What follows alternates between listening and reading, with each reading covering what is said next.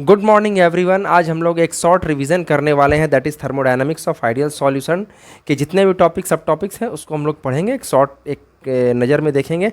और इन सभी पॉइंट्स का जो डिटेल वीडियो जो डेरिवेशन है उसका लिंक इस वीडियो के डिस्क्रिप्शन बॉक्स में डाला हुआ है। अगर आप देखना चाहते हैं तो वहाँ जा करके देख सकते हैं। तो चलिए स्टार्ट करते हैं आज का वीडियो। और अगर आप लोग चैनल पर नए हैं तो चैनल को सब्सक्राइब कर लीजिएगा। देखिए, थर्मोडायनामिक्स ऑफ आइडियल सॉल्यूशन मतलब क्या हुआ कि जो भी आइडियल सॉल्यूशन है उसकी थर्मोडायनामिक प्रॉपर्टी को हम स्टडी करेंगे।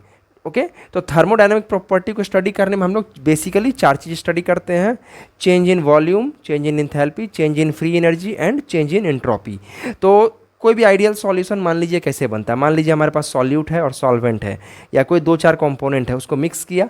जब पूरा कंप्लीट मिक्स हो गया तो वो क्या बन गया? सॉल्यूशन बन गया। तो सॉल्यूशन बनने के कारण जो भी वॉल्यूम है, मान लीजिए कि 2 कंपोनेंट मिक्स किए ए और बी, तो ए और बी को मिलाने से जो फाइनल वॉल्यूम है वो ए प्लस बी के बराबर है या नहीं है।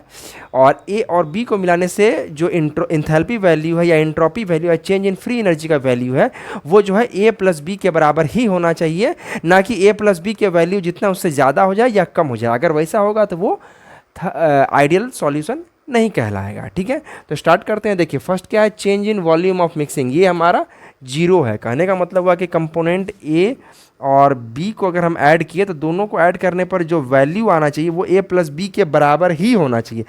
इससे अगर ए प्लस बी इक्वल टू सी आना चाहिए। अगर इससे कम है या ज़्यादा है तो वो जो सॉल्यूशन होगा वो आइडियल नहीं होगा। ये हमारा सॉल्यूट है, मान लेते हैं। ये हमारा सॉल्वेंट है। ओके, सॉल्यूट प्लस सॉल्वेंट अगर ए प्लस बी सी के बराबर है, ठीक है, तो वो आइडियल सॉल्यूशन है, अदरवाइज नहीं है। तो वॉल्यूम जो है कंपोनेंट को ऐड करने पर चेंज नहीं होता, ए प्लस बी के बराबर ही जितना होना चाहिए उतना ही रहेगा। सिमिलरली इंथैल्पी ऑफ मिक्सिंग भी 0 होता है, मतलब इन दोनों को ऐड करने पर इंथैल्पी जो है enthalpy of A plus enthalpy of B जितना होना चाहिए उतना ही रहेगा, ना कि उससे ज़्यादा होगा ना ही उससे कम होगा।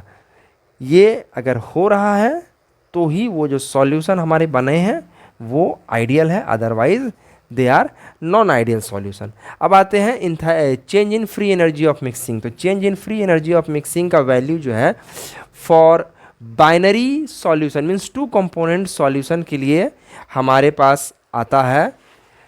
सपोज कीजिए कि 2 कंपोनेंट ए और बी है, तो हमारे पास जो वैल्यू आएगा that is mole fraction of component A into R T L N into mole fraction of component A plus mole fraction of B into R T L N into mole fraction of component B. ठीक है, ये हमारा value हो गया for binary solution.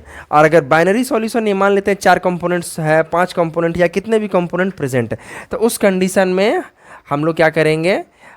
इसका summation लेंगे, that is R T बाहर में आ जाएगा into summation of X I is the component I, mole fraction of component I into L N that is natural log of component I के बराबर हो जाएगा। फिर आते हैं अब अगले पॉइंट पर। अगले पॉइंट मीन्स हमारा एंट्रोपी। तो एंट्रोपी के लिए भी इसी तरह का कुछ फॉर्मूला आता है हमें निकल करके, वो है हमारा that is negative of for binary solution means for 2 component solution entropy of mixing is equal to negative of X A R L N into X A plus X B into R L N X B, where X B is the mole fraction of component B. ठीक है, बस अंतर कुछ नहीं है, दोनों में same है। यहाँ पर टेम्परेचर हट जाएगा और नेगेटिव साइन आ जाएगा।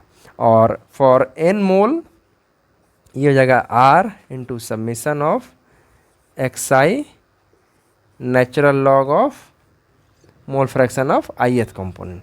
तो ये हमारा टोटल कंप्लीट रिवीजन था, ये एकदम रामबाण है। यहाँ से जो भी डायरेक्ट CSIR नेट में क्वेश्चन आते हैं उसमें थर्मोडायनामिक्स ऑफ आइडियल सॉल्यूशंस अगर कोई भी क्वेश्चन पूछेगा तो यहाँ से आप उसको हैंडल कर सकते हैं। तो फिर मिलते हैं अगले वीडियो में एक नए टॉपिक के साथ।